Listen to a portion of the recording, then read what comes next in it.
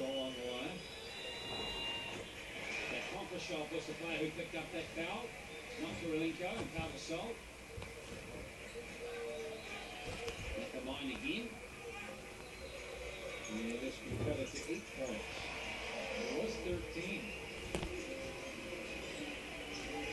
5 of the 9 points Gasol has scored in this match has been from the line. Diaco, good outside shooter. There's Gasol with a rebound.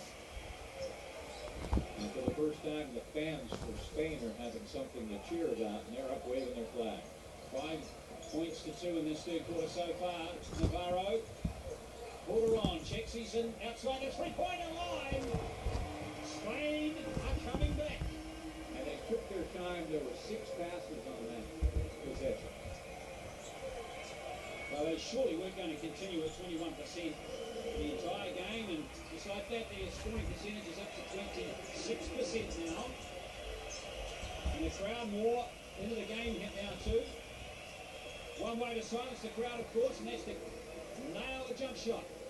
Conquershot.